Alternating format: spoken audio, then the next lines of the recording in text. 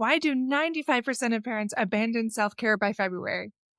Today, we're exposing that hidden trap of all or nothing thinking and how to build unshakable habits that survive sleepless nights and soccer practice. So stay tuned.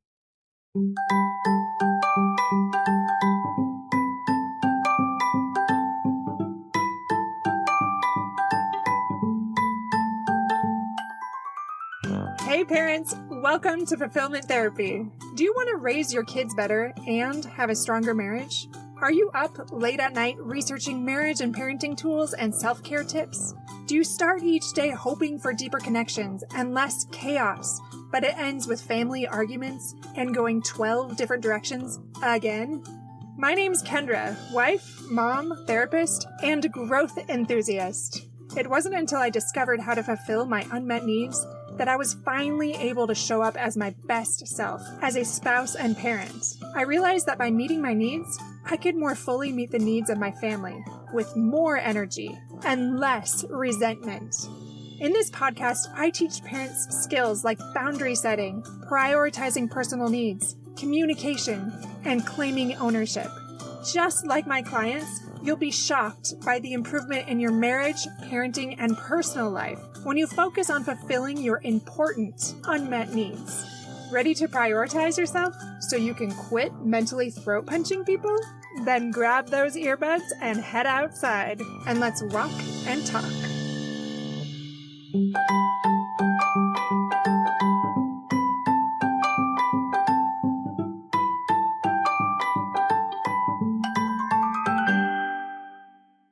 Welcome back to Fulfillment Therapy, where we explore ways to improve your mental health, wellness, and life fulfillment. I'm your host, Kendra Nielsen, and today we're talking about The Slight Edge. This is a book that I read recently, and I just felt like these concepts applied so well to both parenting and marriages and our individual lives. I wanted to bring that to the table today because it's game-changing for me, and I know it will be for you as well. So the book, The Slight Edge, starts out with this parable. And it's about a father who offers his kids two choices. And one of them is that they can either have $1 million today or a penny doubled daily. So one of the sons takes the $1 million and he burns out and loses that money pretty quickly. And the other one chose the penny, which grew to over $10 million in 30 days. So that's essentially what the book is all about. It's those small slight edge decisions that we make, those choices that are compounded and then define our lives. So let's talk about how to make those pennies work for us and our marriages, our personal lives, and in our parenting. So a few of you might know about the compound effect. This is something that I love to talk about. But what it is essentially is small actions repeated consistently that create exponential results over time. That's why I talk so much about those small incremental changes, because they're life-changing over time added up. So let me share an example of this. Maybe a parent commits to 5 minutes of deep breathing each morning, and in 6 months, they report that they're having less outbursts or better sleep. Or maybe it's simply writing out their goals every morning for 5 minutes and returning and reporting consistently each day on those goals, even if they're very tiny, small goals. Or maybe it's just simply a walk around their neighborhood after dinner on weeknights. It doesn't have to be big. There's a guest that I had on a long time ago that talked about how she just started by writing one sentence of gratitude nightly. And then just a few years later, she owned a giant gratitude journal company and was doing so well. And that started with that simple practice that over time she wanted to share with other people. Jeff Olson said, "The things you do every day don't look dramatic, but they make all the difference." So what are those tiny things that we can do that compound over time? Or maybe we're already doing them and we don't even realize it. Now let's talk about the 95% trap, why most parents burn out. Olson's premise is that 95% of people quit disciplines because results are not immediate. And we all know those people, right? Our neighbor, our best friend, our sister, whoever it is. They just end up making excuses for why they're not following through. So that might be skipping a 10-minute walk, and that feels really harmless. But after a year, your energy starts to crash and resentments build because you have been skipping those more than you realized. And pretty quickly, that goal just goes by the wayside. There was one couple I worked with a few months ago that revived their marriage by instituting a 15-minute check-in for their connection in just a small, tiny way because they got to know each other better again and started to listen on a deeper level. And they rebuilt that trust and that emotional connection. Let's talk about a few other ways we can apply the slight edge in relationships. Again, remember that small, consistent gestures are so much bigger than grand, sporadic gestures. Those small, consistent gestures add up over time and they keep growing, whereas those big, occasional ones just don't happen often enough to be putting deposits in those relationships like they need every day. So, for example, texting your spouse and telling them what you appreciate about them versus waiting for your anniversary to express gratitude or Father's Day or Mother's Day, but doing it more regularly in small and simple ways. I have another client that not too long ago instituted the 2-minute hug rule, which was really awkward for them at first, but she just really focuses on hugging her kids for a while and being really present in that hug. And just this simple thing, she reported doing time and again for over a period of time, decreased the meltdowns, she said, about 70% just by being present in that way and really helping them feel loved. Again, very simple, does not have to be big. As a matter of fact, the best ones are not big. I mentioned gratitude a minute ago, but this is one thing that I like to go back to because it really helps couples that are feeling stuck and disconnected and resentful. And the antidote for resentment is gratitude. So Lori Ann Davis said this: focus on 3 things you love about your partner daily. Train your mind to see the good. So if you believe that is true, then do something that is small, consistent, and incremental that will compound over time to major gains. What could that look like for you? Something that you know that you could stick to yourself. It doesn't have to look like your neighbor, but just something that you'll do consistently and you can tie it to something else you do. For example, you can have your gratitude journal where you write things about your spouse every night underneath your toothbrush, or it could be putting a rock on your pillow and it has painted on it G for gratitude. And then every time that you move that rock, you tell your spouse out loud some things that you appreciate about him or her. And you don't even have to let them know what that rock's for. It can just be a secret that only you remember. Either way, the fact that you're doing it is the important part. Now, another thing I want to talk about is philosophy over feelings. So this is something that he talks about in his book. So the definition really is rule your life by philosophies, not moods. And all he's really saying there is in that moment, we often don't want to do the things that are good for us. So stick to what you have decided. Now, I'm not saying there's not room for flexibility and not being so rigid that it rules your life and makes you unhappy. I'm not saying that. But predominantly, like most of the time, probably 90% of the time, if not more, we don't want to do something that's good for us. And if we go forward and do those things, we will have greater joy and fulfillment and happiness in life. So let me give you an example for that. Maybe a dad decides to run for 10 minutes a day, and just because he's exhausted, he doesn't stop doing it. He continues to because he knows that his health is a non-negotiable. It helps him show up as a better spouse, as a better parent. And so he just digs in for that 10 minutes. And because it's something small, it's not something that's going to derail him if he just runs for 10 minutes.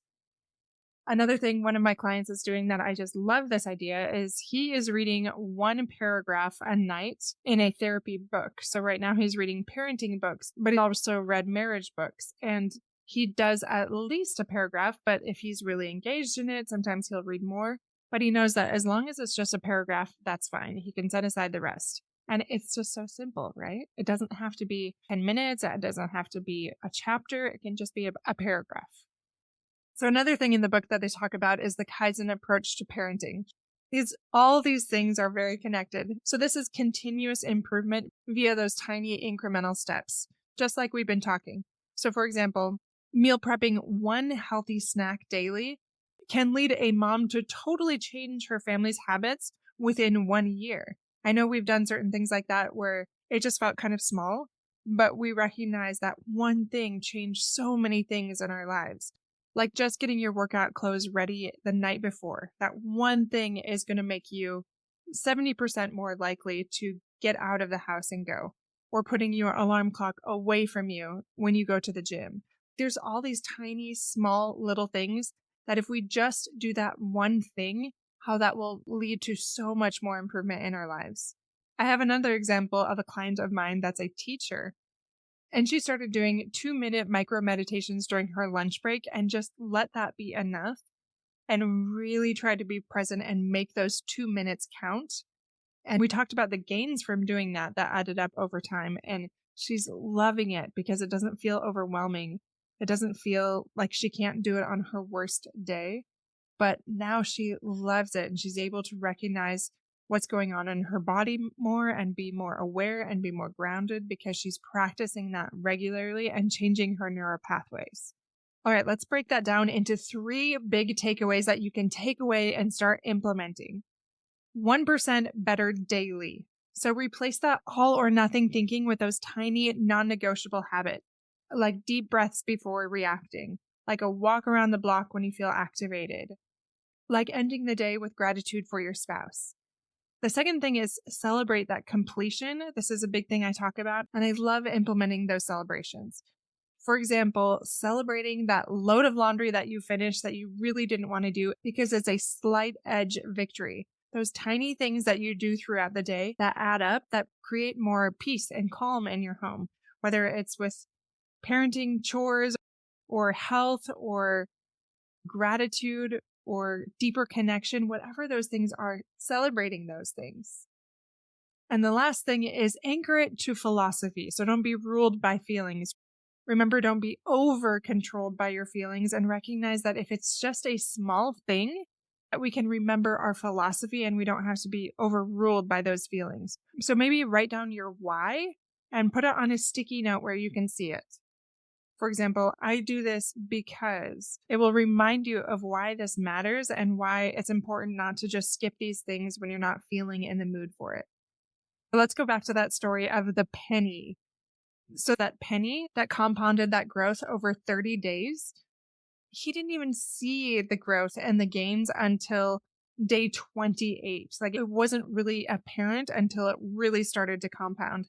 I actually was just talking about this to a client recently about how they felt like therapy wasn't even really working. Like, why are they doing this? This is a big commitment with time or money. And so we started talking about the different wins that this client had. She agreed at the end of the session that it was very much impactful and it had completely changed her life, but she just wasn't paying attention to it. She wasn't taking the time to notice those things. And then when she wrote them all out and talked about them, she recognized it would have been much slower had she done it any other way. And this was something that took her life to the next level. So remember to write that out and recognize what those wins are. What are you doing that's compounding that growth in your life that maybe you didn't take the time to notice before? Start stacking those pennies. Think about this story. How can you compound growth in your life individually as a parent and as a spouse? And I'd highly encourage you to go read The Slight Edge as well. I made a goal this year to read at least one personal growth book every month and one leisure book. And I am loving it. I've actually read probably at least 5 a month. And I'm not saying you have to go do that. It's just been so fun while I work out, while I'm going on walks, while I'm folding laundry. I'll listen to these books about growth and it inspires me and it changes my mindset. And it can do the same thing for you, or else a different small incremental change that can really change your life around. All right, my friends, that's all I have for you today. If you're feeling stuck, you can go to fulfillmenttherapy.org and schedule some coaching with me or even my team. It is so affordable and will give you that compound growth you're looking for with science-backed tools and homework and accountability that you won't get in any other way. So check that out if you'd like to take your life to the next level. And don't forget, we have new episodes every Monday and Thursday, so stay tuned for those. Until next time, my friends.